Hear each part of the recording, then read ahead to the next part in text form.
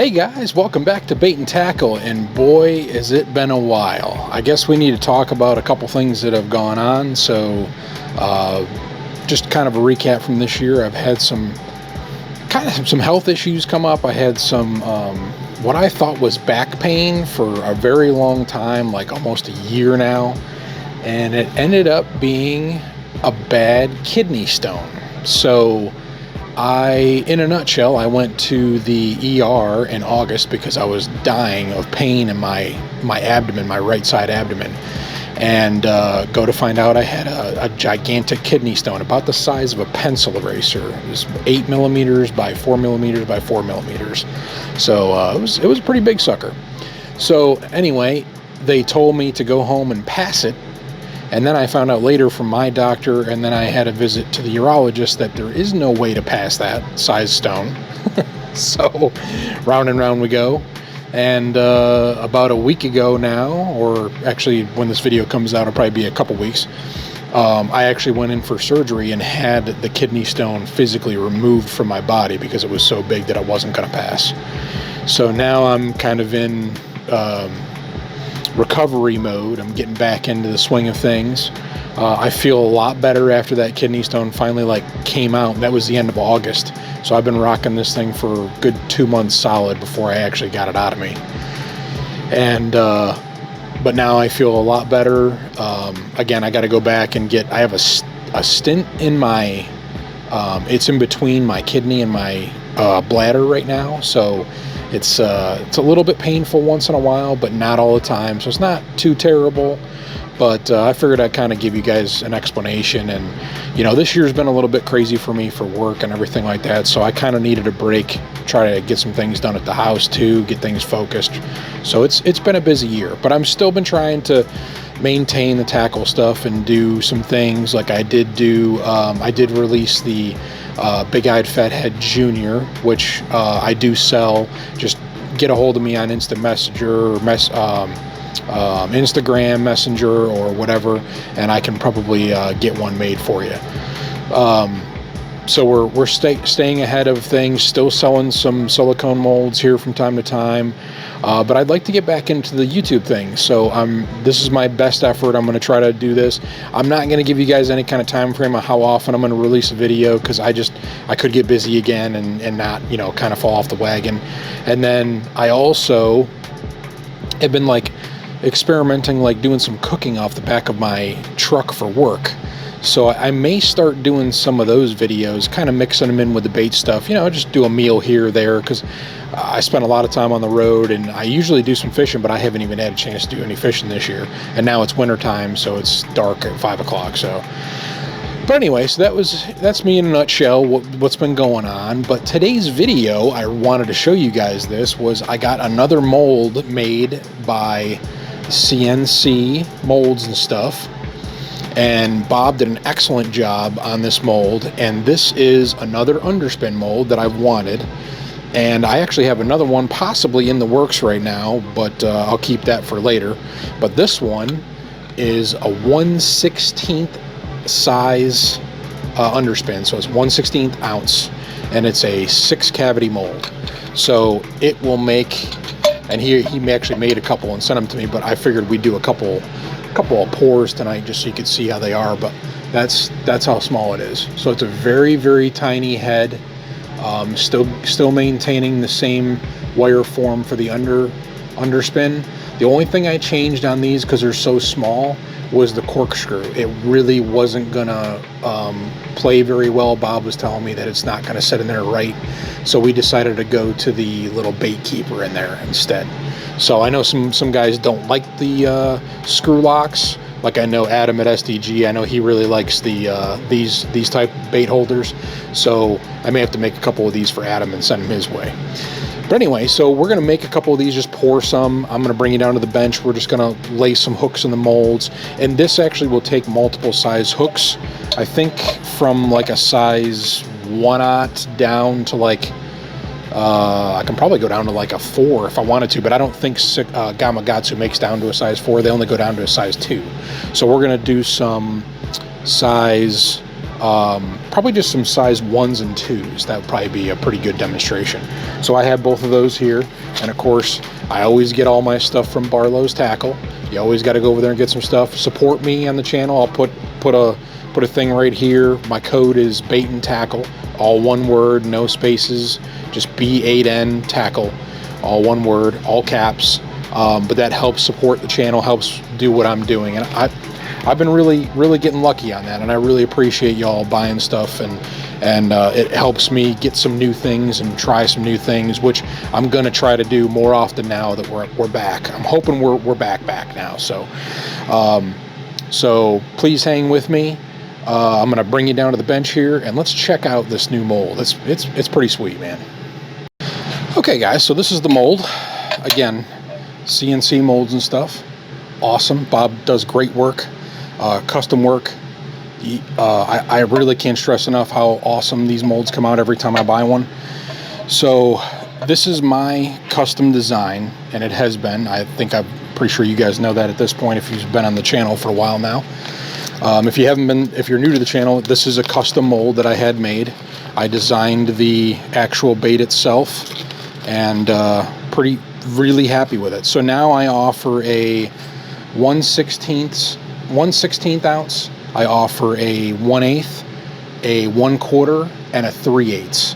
And I'm going to have some more bigger sizes coming at some point too. So we're not going to go into that too much right now, but that is going to be coming in the future. So I'm going to go ahead and get out 3 of these Gamakatsu 604 size 1 hooks. Then we're going to go ahead and get out a couple of the Gamakatsu size 2 hooks. Let me get this on the screen here for you so you can see it. So we're going to get out a couple of those. We're going to do 3 and 3, and it's pretty noticeable. Not super until you hold them up side by side, but the size difference. These are pretty small. And then let me get out some of the, here's the wire forms that I had made by Mustang Wire. So I bought a whole bunch of these. I can't remember how much it was. It was a couple $100, I think, to get all these. I got like 5,000 made or something like that. So I won't run out for a really long time. So we need 6 of these. 3, 4, 5, and 6.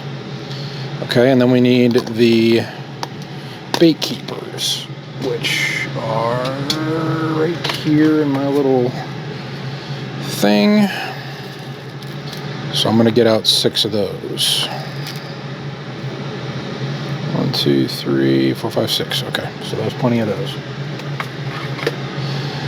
Alright, so let's lay out some stuff in this mold. Let's see if I can get you guys down here so you can see a little bit better. I'll do it on this side right here. I'll start right here. That way you guys can see. I'll start with the number 2 hooks on the inside. So I'm going to go ahead and place the hooks in all the cavities.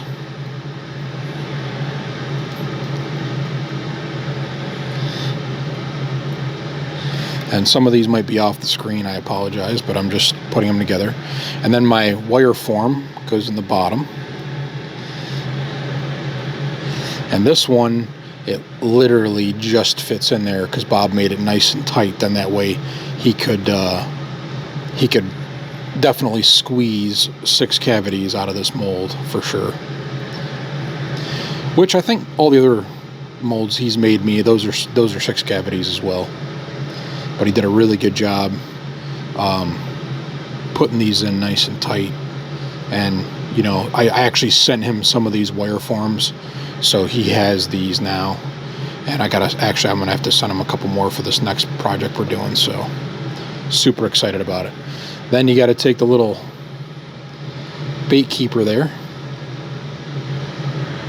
and lay it in its slot. So pretty simple.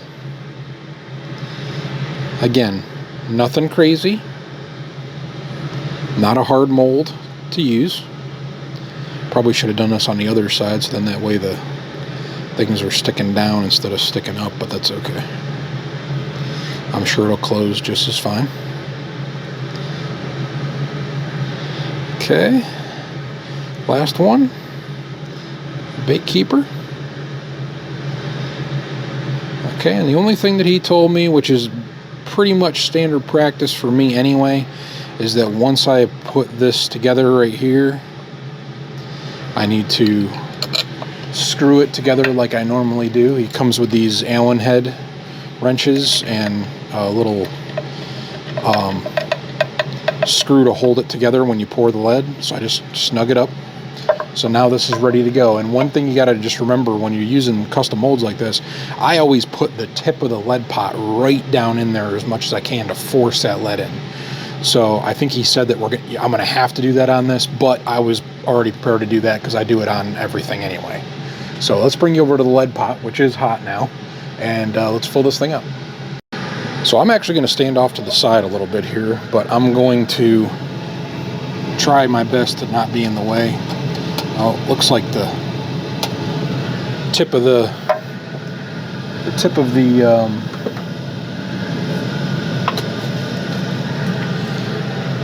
lead pot is actually clogged up real good, so once in a while I just got to take a wire and put it up in there, and now it's free flowing really well. So now we're ready. So again, I'm going to take the tip and I'm going to put it right up in there.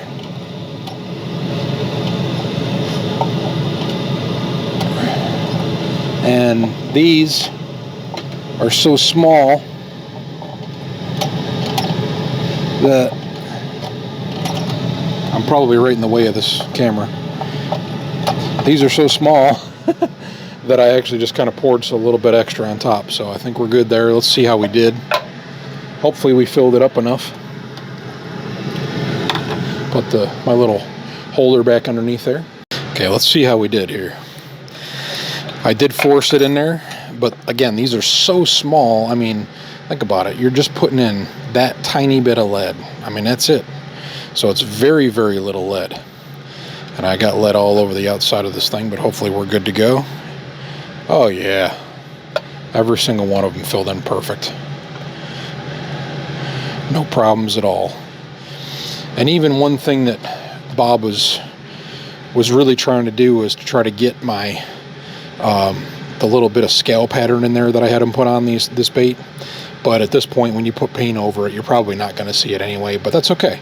There are some times when I actually like to use these heads unpainted, and you get to see all that. And sometimes I'll put a clear coat on them, and sometimes I won't.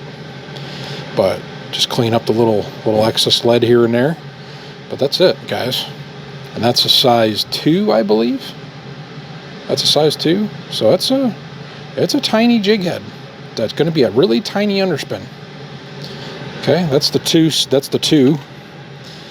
And let's get out one of these with a size 1. Okay, I just clipped off the little thing there. Not too much to trim up here. There you go. So that's a size 1. So let's do a little comparison here. So the top one is a size 2. The bottom one is a size 1. So that's kind of your comparison of hook size. I can actually lay them down closer to each other. See how it's a little bit shorter? So something like a prey bait, 1.7 inch prey bait, or even a core shot grub, or whatever you want to call those, from Epic Bait Molds. Great little trailers on these baits. Amazing. I have slayed fish with these little underspins. I actually was using the 1/8 ounce size, but these ones that are lighter, oh man, I got a feeling I'm going to crush some stuff, especially in the creek and whatnot. So I got a funny feeling these are going to do really well. And that's what I wanted, was like a trout size or a creek size bait that we could use. So now I have these tiny little underspins.